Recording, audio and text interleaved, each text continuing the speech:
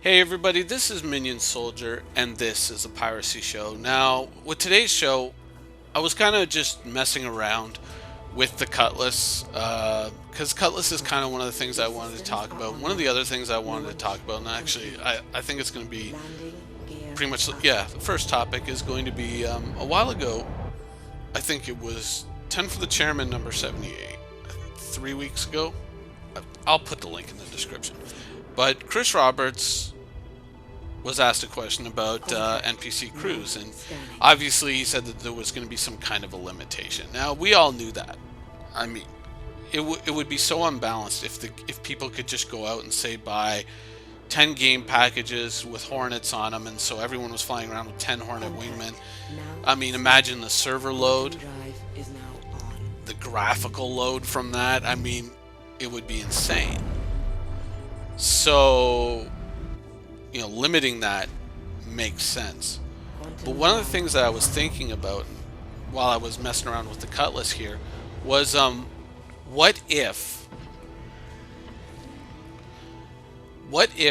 you could actually carry those NPCs on your ship? Like, let's say I've got the Cutlass, I have 4 NPCs in the jump seats in the back. They're not doing anything on my ship. They're not crewing the top turret. They're not in the co-pilot seat. They're not managing any of the ship systems. They're just there so that when I have to dock with the ship, I can send them on and just say, go sweep and clear. Sweep and clear the enemy ship. That's what I was thinking is something that would probably still be a good idea in the Star Citizen universe, is to have a function like that. Now, how complicated could you make it? We would have to wait and see. And I don't think that having a very complicated interface, like go to the bridge, then sweep to engineering, and I don't think that would probably be a good idea, because you're going to trying to be, you're going to be trying to make decisions on the fly. So it'd probably be better to just send them on and just say sweep and clear, and they just sweep and clear.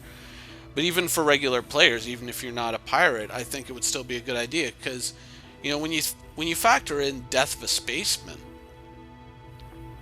all of a sudden you're having to deal with the fact that you only have a certain amount of tries before your character dies, and then all your gear is basically inherited to your next of kin. So you don't lose all your stuff. It just goes to a new character, and then that character exists on your account, and yada yada yada. But obviously limiting deaths would probably be a smart strategy, and having more or less disposable crewmen that red shirts basically, that you can just send in and just say, alright, sweep and clear the ship. Or at least, if you could at least set them to be playing defensively, where they try to protect their lives and at least locate enemies, whether it be NPCs or players or whatever, just locate them so you know where they are. I think that would be a good idea. I mean, even for regular players, you go out there and let's say you and your friends take down a Vanduul transport. Well, you're going to want to get on that ship, right? You're going to want to get on. You're going to want to steal all the magical golden loots off of that ship, but you're not going to want to have to deal with all the Vanduul and maybe risk your character. Or, you want to deal with them, but you still kind of want to play it a little bit safe, right? So, what do? I mean, do you go on the ship kind of gung-ho style as the pilot of your ship? Remember, like, you're the pilot of your ship. What happens if you die? Who's going to fly your ship home? If you die, from the great beyond, are you going to tell your NPC, now fly that ship back to base, please? Now, of course, there could be some function where they automatically do it. That's totally conceivable. But still, you're going to want to get your ship home. So I think it would be pretty handy to have, NPC boarders. I think that would be kind of a cool feature to have in the game. Maybe not something to the level where it could be abused once again, so that everyone is sitting there thinking, well, I got to go buy 10 or 20 game packages so I can send a whole platoon onto every ship and just sweep it.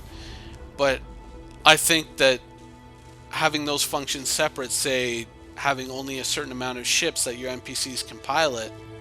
Let's say you got a cargo ship and you got, say, 2 Hornet escorts, or whatever the number ends up being. But you could maybe say have 4 or 6 NPCs on your ship. That would be, you know, your assault troopers, or however you want to classify them.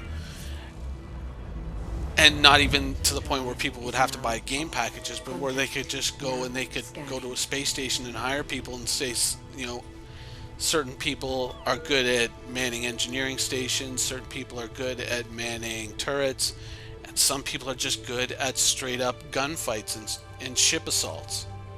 Being able to have crew members that are specialized in that, I think that would actually be a handy feature to have in Star Citizen. I don't know. Comment below. I think it would be handy to have something like that. Now, of course, we could just have all of that in one. But maybe having a differentiation between the two would possibly also be a good way to kind of limit that. You know, kind of just limit the amount of crew that you can say, okay, well, these guys are boarders. These guys are actually operating the ship, and maybe they aren't interchangeable, you know, as a way to kind of further limit it and just kind of, I don't know, throttle it until we fully explored it. I don't know. I think that would probably be a good idea and something worth exploring. Now we may get that inevitably, like that might already be part of the plan, but I would like to find out more, and I would like to study more on that, if on these NPC crew members, because that would be something that I think would come in very handy, not just for pirates but for everyone. Now, moving on. Now, the other topic I wanted to deal with was the Cutlass itself. Now, I'm of course playing it in the baby PU right now. It's hobbled because I can't change the fittings, and I'm now realizing that I am not firing from the top turret, so I'm not sure if it's broken, if it's I can't slave it, or if possibly I have to go around and change the gun settings or whatnot because I'm just not activating them, which now in retrospect is probably exactly what's happening. And I'm just yeah, so that was a heck of a stupid thing to do. But that set aside for a moment. What I wanted to talk about was the Cutlass. Now, a while ago I did a video talking about the Cutlass, and I said that the Cutlass really isn't that bad of a ship. And honestly, I don't find that the Cutlass is that bad of a ship. Now, is the Cutlass the ship that was promised? No. It isn't. But is the Cutlass still a good ship? Yes. I think the Cutlass is probably going to end up being a fairly useful ship, but that all depends on, really, I think, 2 things. How useful are we going to find the tractor beam for bringing in salvage? Possibly very useful, but once again, we have to wait for all of these factors to come into play and all these pieces to come basically into practice where we can use all of these things in the baby PU, and we can get, the living, breathing, day in, day out of flying the Cutlass. And of course, flying the Cutlass with a crew, with someone in the top turret, and with someone possibly managing the tractor beam. I think that that's going to be pretty handy. How handy is the docking port going to be?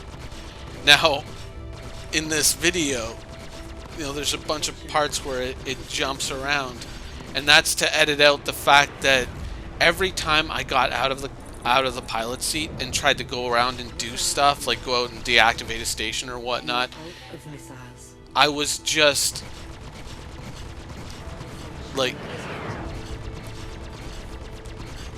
dying of frustration, because it seems that no matter what I was trying to do, the game thought, oh, so you're trying to get into the top turret. No, I'm not trying to get into the top turret. I'm trying to get in the cockpit, and it was so many times where I'd be outside of these stations and I'd be trying to get back into my ship after I deactivated them, because I wanted to go and deactivate like 5 in a row, get full pirate status and then just see what happens. But no. You know, I was like constantly like having to go through this 5 to sometimes 10-minute shuffle of going in and out of the top turret, and it was killing me. But obviously having that like boarding tube or having that boarding connection where if you could disable a ship, you could kind of climb right into it. I think that that would actually be pretty handy, and you know, obviously that's not something that comes on the Freelancer, which costs a little bit more. And you know, I was talking up the Freelancer in the last video, but I think really the real value of the Cutlass is going to come when we can really see and play with these two things. I think that these are going to be not so much that its combat capability is going to be all that great, though it'll probably be fairly maneuverable still. I mean, it's okay maneuverability wise. It's not great, but it's okay. But I think that really the value of the ship is going to be in the what are, I guess right now, intangible values that we haven't yet been able to play with. I think that's where we're really going to see the value of the Cutlass. And so I'm still a little hopeful for this ship. Now, do I think that there should still be a Buccaneer? Oh yeah. And God, I would love it if the Buccaneer were finished when it was sold. You know, be it next month or the month after. Hopefully. I would love for that to be just to mess with it, you know. Oh man, that would be so great, but obviously not. Hopefully before release. Hint, hint. But I still like the Cutlass, and I don't know if it's just an aesthetic thing, because even when I bought my very first Cutlass, which was the first ship that I ever bought when I pledged into Star Citizen, back when Star Citizen had, I think, just gone over 30 some odd million. I'd been watching Star Citizen for the longest time. I was like, I don't know if this is going to work out. It's like, oh, they're getting money. Oh, they're getting money. And I said, all right, I'm jumping in. I'm doing it. And I went and I got a $115 Cutlass package. And I said, you know what? The ship's kind of ugly, but I love that it has all these added features to it. I want to play with all that stuff. And you know, here we are. Few years later, and I still want to be able to play with all these features. But I still like the Cutlass, man. I really can't quantify or qualify it, but I still think the Cutlass. Maybe it's just an emotional thing, but I still think the Cutlass is going to be a good ship. The ship that was promised, no, but a good ship in and of itself. I think it is going to be that. You know what? I'm just realizing something now watching this footage. Is this another player? Because I thought I was only ever fighting NPCs, but this can't be another player because... Wait. System is overheating.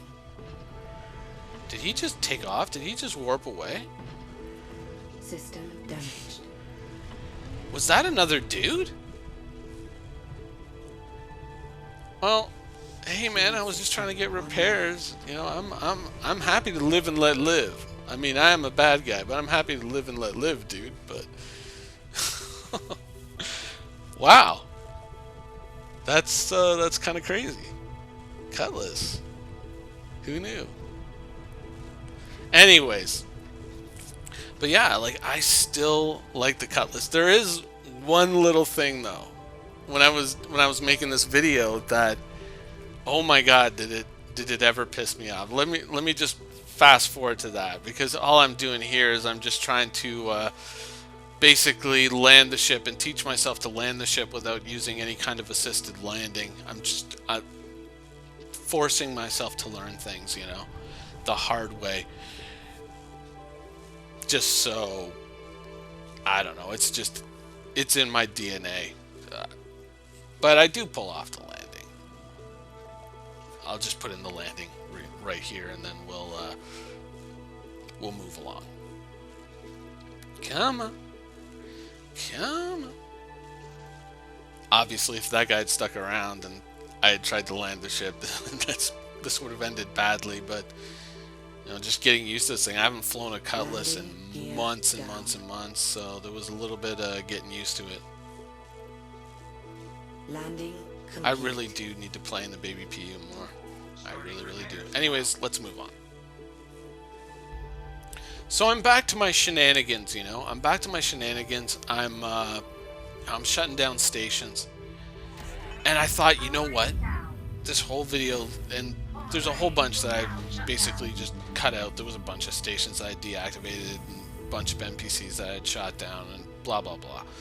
But I thought, you know what? I'm being dumb. The Cutlass has the side hatch on it, right? The side hatch right beside the cockpit. I can just go in and out from there. Why not use that, right? So I kind of moved up, and that's how I exited the ship, so I left it open. I'm moving up, and I'm like, okay, gotta get it. Nope. What? No! Oh my god. You know, I do... I love the ship, but right now it's just pissing me off so bad. And luckily I wasn't trying to record this episode live, because at the point where this happened, after all the frustration with the top turret and all that, hopefully when we get the, you know, the redone model of the Cutlass, that a lot of these issues are going to be worked out and smoothed out and gone. But I mean, I was throwing out so many curse words, you have no idea. And like, just seeing that use thing come up, and then, it's flying away from me at 200 meters.